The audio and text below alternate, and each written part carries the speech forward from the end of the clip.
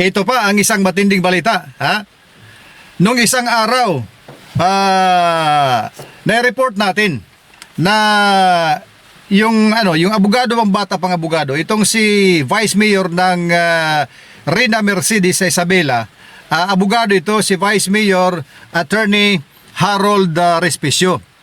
Siya ay pinaharap ng NBI, kaya nga siya binigyan ng subpina para siya ay mabigyan ng karampatang pagkakataon na sagutin yung kanyang kinakaharap ngayon na kaso sa NBI, itong inciting to sedition. Maalala ninyo yon, yung nireport natin na siya ay naghahamon na magsagawa ng revolusyon at kung ano-ano pang mga kadramahan niya sa kanyang buhay ay na-record yun at na-publish sa social media sa isang pagtitipon yon ng mga supporter ng mga Duterte, kung saan itong si Attorney Harold Respicio ay isa rin sa mga hayagan na nagsalita bilang supporter ng mga Duterte. Doon sa isang okasyon na yon, ang kanyang isang nasambit doon, itong ukol sa revolusyon. Kaya naman siya ngayon ay nareklamo ng NBI, na monitor siya ng NBI, tinimbestigaran, at yun nga, ang findings ay inciting to sedition. Siya ngayon ay sinumpinahan ng NBI, yung na-report natin kahapon. Pero talaga naman matindi itong si Attorney Harold Respicio. Imbis na kumalma dahil merong ganon na subpina sa kanya ng NBI, lalo pa itong kumbaga sa amin sa waray-waray, lalo pang rumangrang, lalo pang parang nananadya. Nag-post pa siya sa social media at masama ang sinabi. Ukol ito, yung sinabihan niya mismo yung direktor ng NBI, si Director Attorney Melvin Matibag. Kung titingnan ninyo yung kanyang pahayag, talagang sabi nga ng iba ay parang nakakalalaki. Ano bang sinabi niya?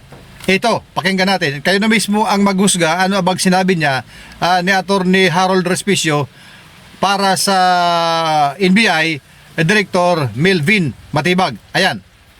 NBI Director, kakasuhan ako today for the series of strong statements that I made. Yeah, buddy! Director Matibag, here's another strong statement for you. You're a fucking large piece of shit. NBI Director, kakasuhan ako today for the series of strong statements that I made. Yeah, buddy! Director Matibag, here's another strong statement for you. You're a fucking large piece of shit. Kita nyo? Yun yung kanyang social media post sa kanya pa mismong page, account niya mismo nagpost yun. Tapos meron pang isang account na kung saan nakapost din ang ganyan, bali dalawang post ang insofar as sa monitoring yung nakita namin. Pero sa dalawang post na yon ay magkapareho lang ang content. Parang winawalanghiyan niya yung NBI, lalo-lalo na si Director Matibag. Kay biro mo yung sinabi niya, you're just a large piece of shit. Ang sama naman nun na pakinggan. Hindi ko maintindihan itong si Attorney Harold Respicio. Bakit ganong kalakas ang loob niya na magsasalita ng mga ganong mga very unethical na sa isang abogado na very unprofessional na para sa isang abogado na katulad niya. Abogado yan Kaya itong si Attorney Respicio, Attorney Harold Respicio ay sa hindi matagal siguro na hinaharap talaga magkakaproblema ito dahil lang kinakalaban niya talaga NBI at mayroon pang mga resibo, may mga ebidensya ba sinasabi niya.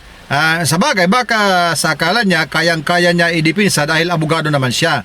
Kaya ang lakas-lakas ng loob niya magsasalita ng mga hindi kaayayang mga salita laban sa mga otoridad ng ating gobyerno. Dahan-dahan lang, attorney, at mukhang nalalabas ka na dyan sa landas mo.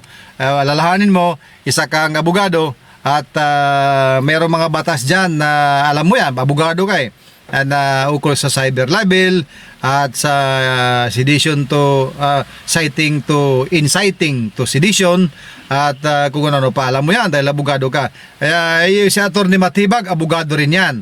At dyan kayo magkakasubukan sa inyong mga nalalaman.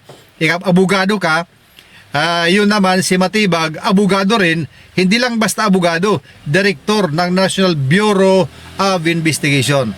Yan. So, aabangan natin ulit kung ano yung mga mangyayari pagkatapos nito. Imbis na kumalma sana siya si Atty. Harold Respicio dahil may subpina pa sa kanya, abay naglabas pa lalo ng mga masasamang salita laban kay Matibag, laban kay Director Matibag ng National Bureau of Investigation. Ulitin ko, libreng mag-post, walang bayad sa social media, sa mga social media platforms, walang gasto. Pero pag ikay hindi naging maigat sa iyong mga pagpo-post,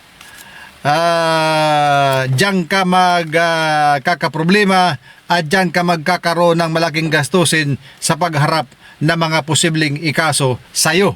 Kaya ingat-ingat, makibalita, mag-comment, pero ingat-ingat na hindi ka makasuhan. At habang ikay nag-iisip anong balita na naman ang iyong aabangan, at huwag kalimutan mag-follow dito sa ating Radyo Abante SJTV sa Facebook page at sa YouTube, huwag kalimutan SJTV. Yan ang ating abangan lagi sa mga balita. Maraming salamat. Bye!